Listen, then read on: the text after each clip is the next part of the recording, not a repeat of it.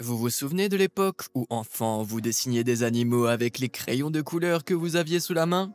Vous avez probablement créé des choses ridicules comme des ours polaires violets, des perroquets jaunes vifs, des lions blancs et des sauterelles roses. Mais si je vous disais que toutes ces choses ne sont pas aussi inventées que vous ne le pensez? Le royaume animal est bien plus coloré que vous ne le pensez, et voici quelques-unes des créatures les plus rares du monde qui ont définitivement gagné à la loterie génétique.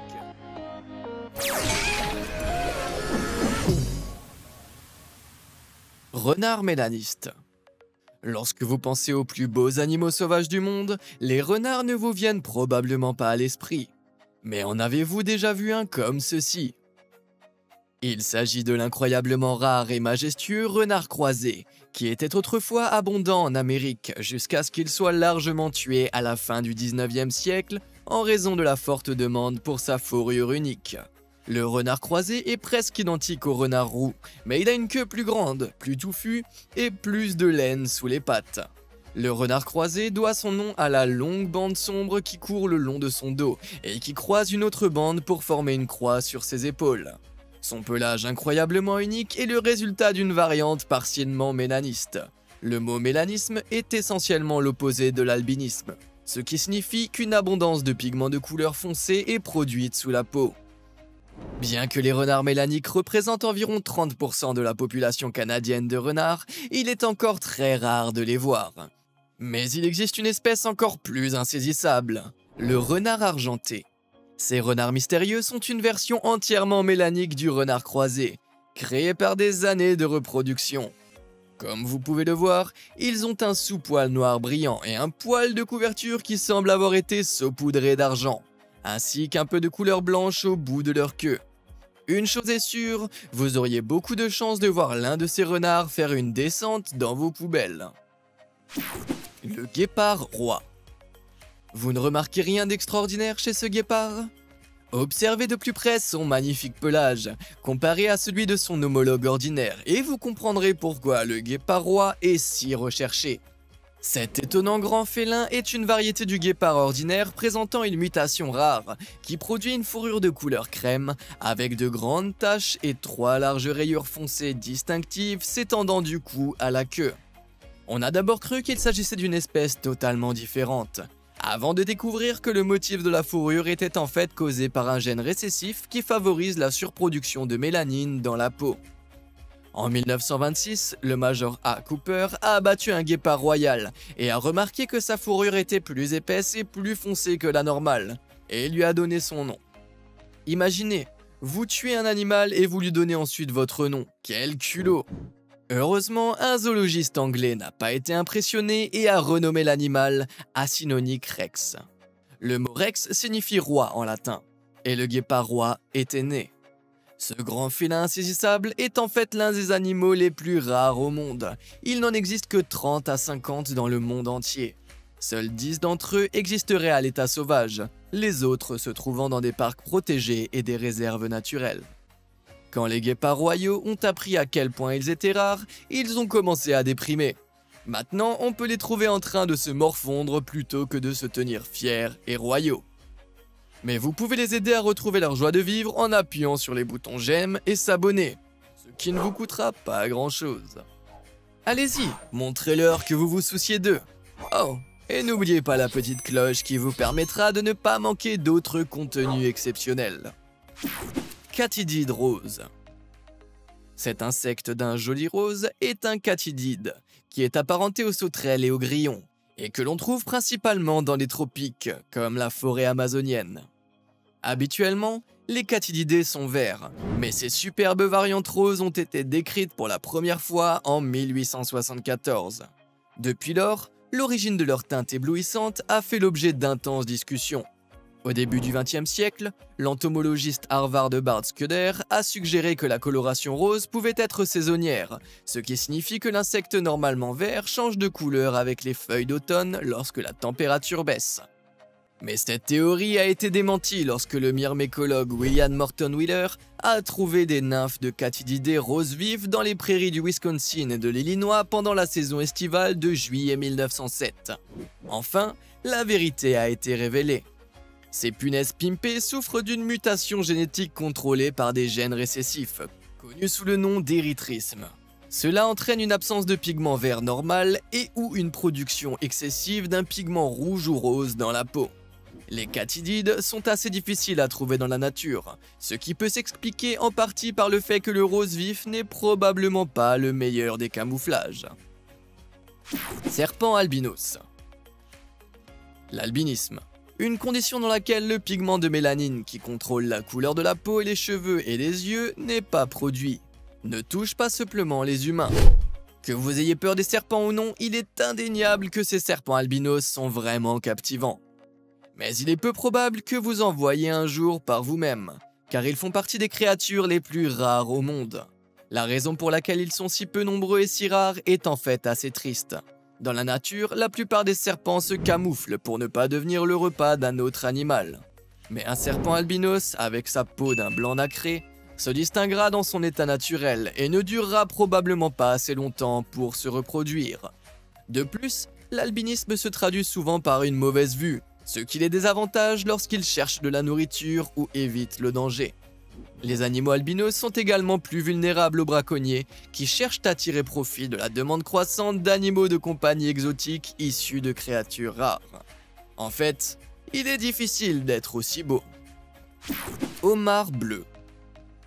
Les homards pêchés au large de la côte atlantique de l'Amérique du Nord ne sont généralement pas très colorés.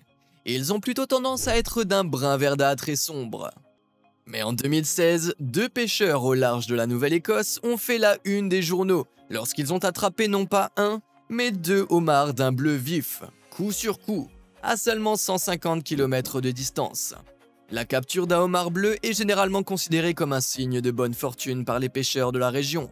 Alors il semble que ces gars-là aient eu une double chance. En fait, la probabilité que ces créatures aient une coloration est d'environ 1 sur 2 millions.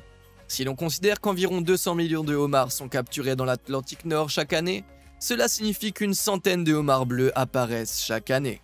Les homards bleus obtiennent leur éblouissante teinte cobalt grâce à une anomalie génétique qui les amène à produire une certaine protéine en plus grande quantité que les homards ordinaires. Mais il s'avère que le bleu n'est pas le crustacé de couleur le plus rare que l'on puisse espérer attraper.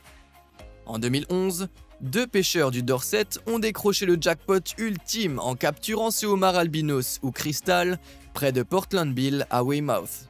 Ces homards fantomatiques sont dus à une maladie génétique appelée leucisme, qui les prive de pigments dans leur carapace. Sans aucun camouflage, il est incroyable que ce crustacé étonnant n'ait pas déjà été mangé par un prédateur comme un requin. En fait, les chances de trouver ce mauvais garçon sont estimées à 1 sur 100 millions.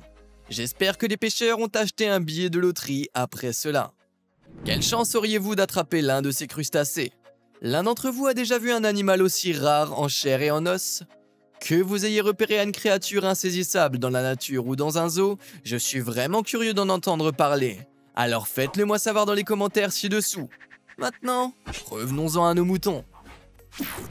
Les dauphins roses.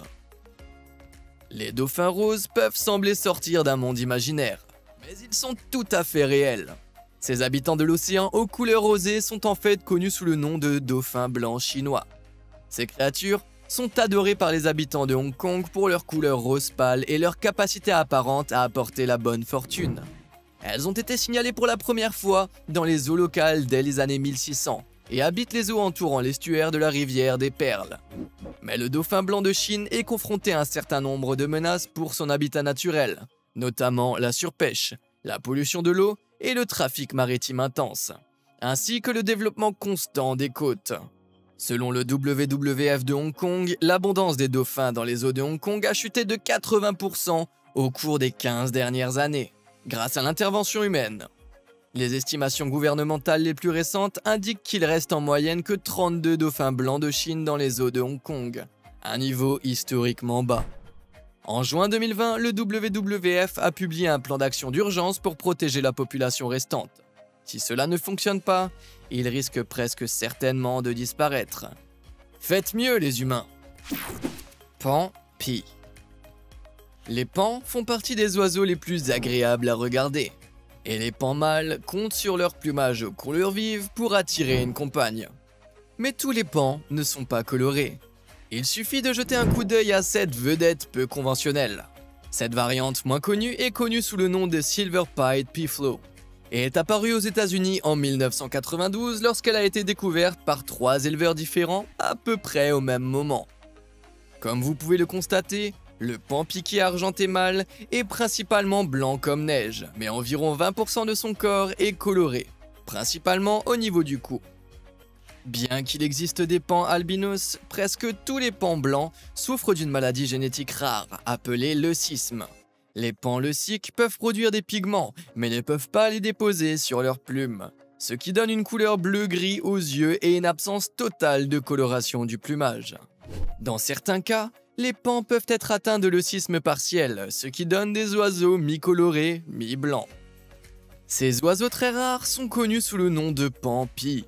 Le meilleur des deux mondes. Cette maladie ne touche pas seulement les pans. Regardez ces pitons pie incroyablement rares qui ressemblent à des petites citrouilles sur leur corps blanc nacré.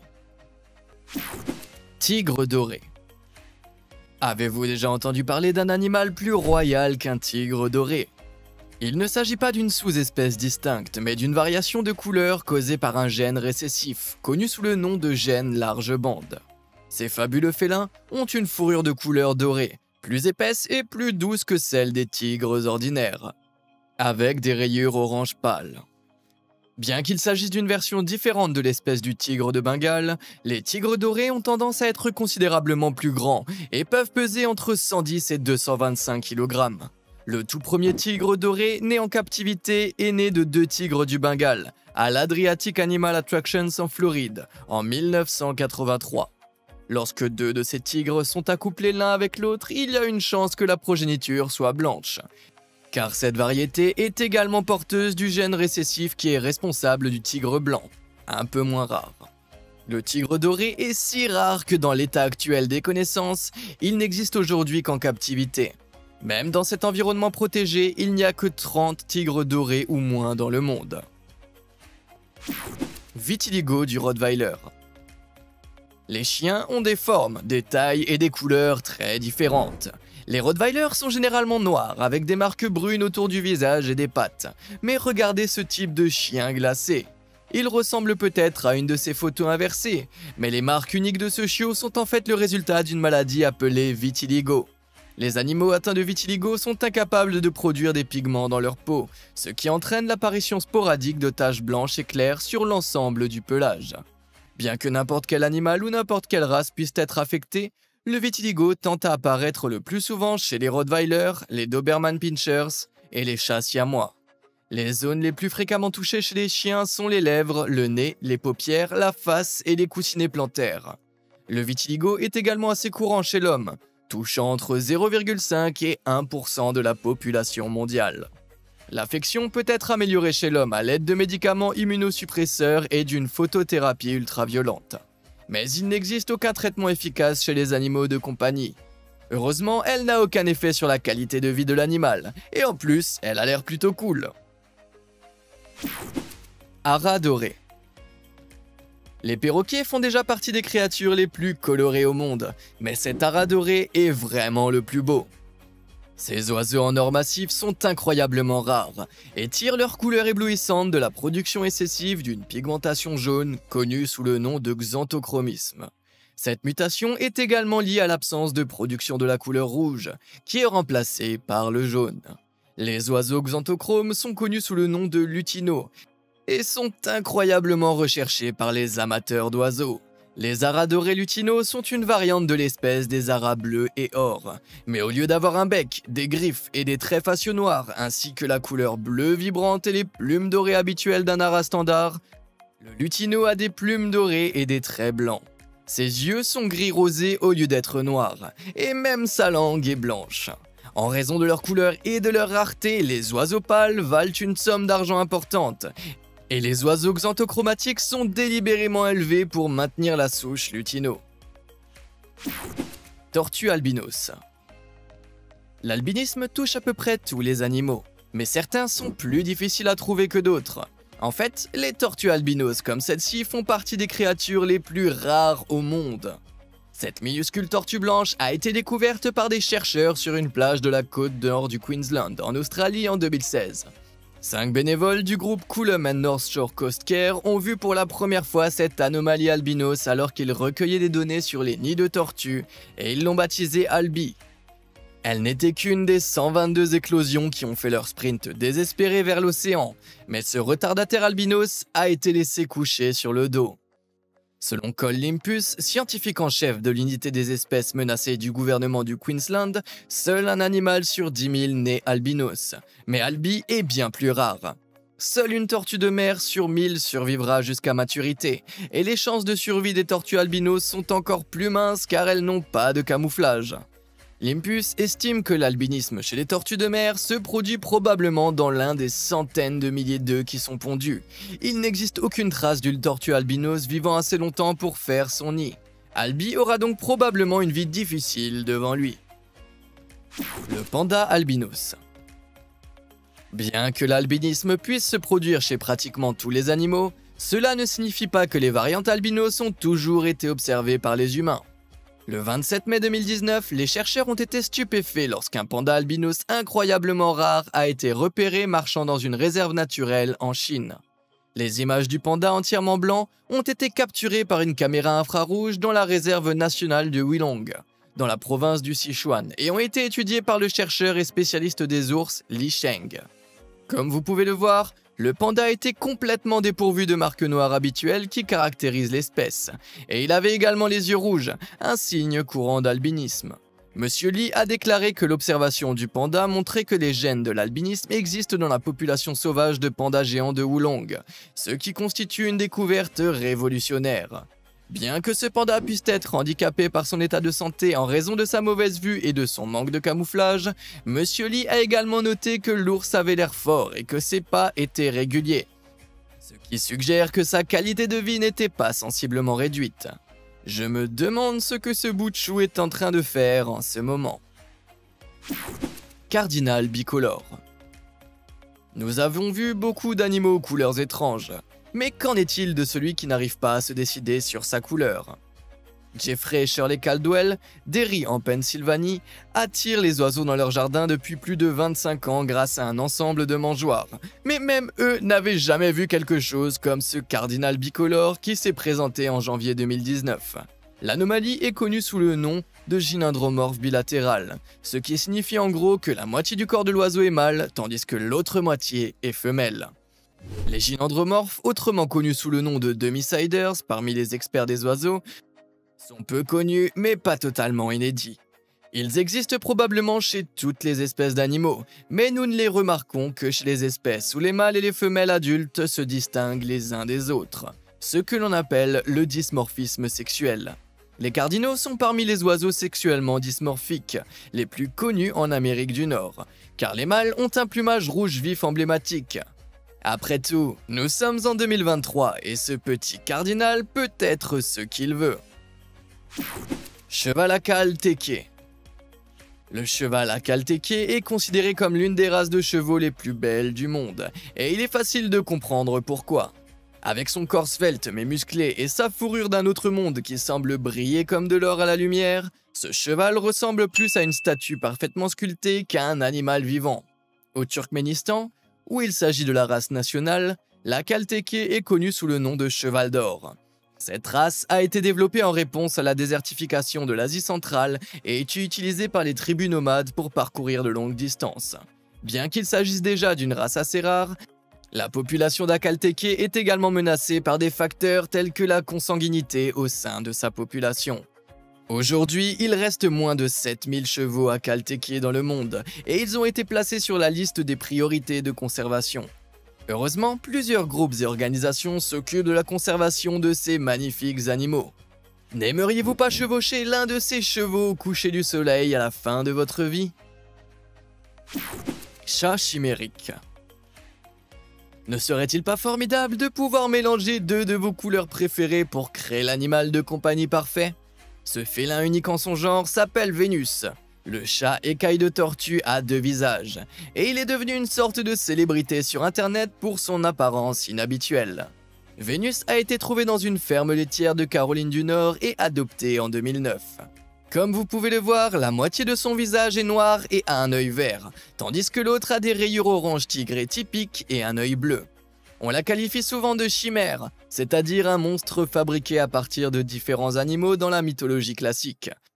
Les chimères félines se produisent lorsque deux embryons fusionnent, donnant naissance à un chat dont les cellules contiennent deux types d'ADN.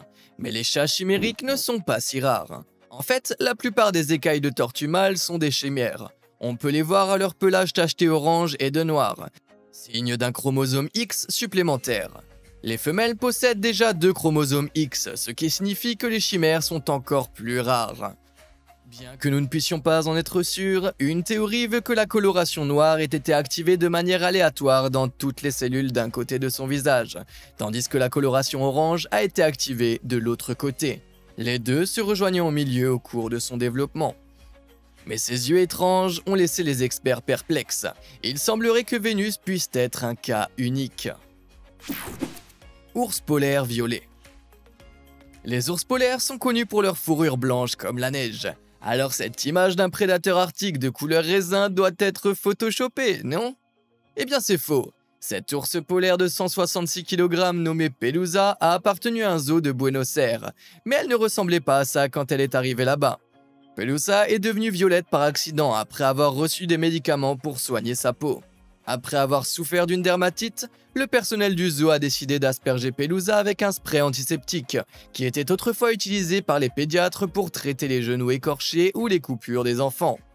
Il semble que le personnel n'ait pas lu l'étiquette correctement et qu'il ait complètement manqué l'avertissement indiquant à ne pas utiliser sur les ours polaires. Après que Pelusa se soit transformée en violet Beauregard de Charlie et la chocolaterie, elle a été placée à l'écart du public, loin de son compagnon ours polaire Arturo. Elle a été mise sous un autre antiseptique et a rapidement pu profiter de ses bains et activités habituelles après avoir retrouvé une couleur acceptable.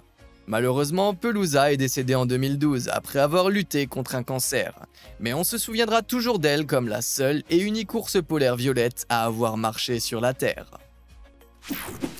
Lion blanc. Les lions sont déjà assez majestueux, mais un lion blanc? Eh bien c'est une toute autre histoire. Le lion blanc est une mutation de couleur rare du lion d'Afrique australe. Ils sont considérés comme divins par certaines cultures africaines et sont apparus il y a environ 400 ans. Mais ils ne sont devenus largement connus du monde anglophone qu'après avoir été mentionnés dans le livre The White Lions of Timbaviti en 1977. Leur couleur blond-blanc est le résultat d'un gène mutant récessif qui entraîne un manque de pigments dans leur peau. Les lionceaux nés de lions de couleur plus fauve pourraient être porteurs du gène récessif sans présenter un pelage blond, et pourraient le transmettre aux générations futures. Comme pour la plupart des gènes récessifs, la progéniture doit produire 2 copies du gène pour que le pelage blanc apparaisse chez l'animal. Cela en fait un animal incroyablement rare dans la nature, où il est classé comme vulnérable par l'Union internationale pour la conservation de la nature. Même s'ils sont incroyablement rares, les programmes d'élevage, les zoos et les cirques ont pratiqué l'élevage sélectif de lions blancs pour tenter d'en produire davantage. Des efforts de conservation sont également en cours afin de garantir la présence de ces créatures majestueuses pour les générations futures. Aigle harpie. Que faudrait-il pour vous convaincre qu'il ne s'agit pas d'un humain déguisé en oiseau? Cet oiseau majestueux est l'aigle harpie. L'aigle le plus grand et le plus puissant du monde. Il peut peser jusqu'à 10 kg avec une envergure impressionnante de plus de 2 mètres. Ses serres arrière ont la même taille que les griffes d'un grizzly et mesurent entre 7 et 10 cm de long. Pour vous faire une idée de la taille de ces serres, comparez-les à une main humaine.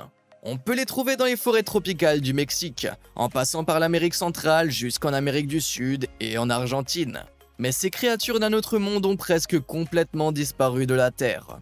Aujourd'hui, de plus en plus de personnes s'installent dans les zones forestières et de nombreuses ressources naturelles comme les arbres et les minéraux sont de plus en plus recherchés.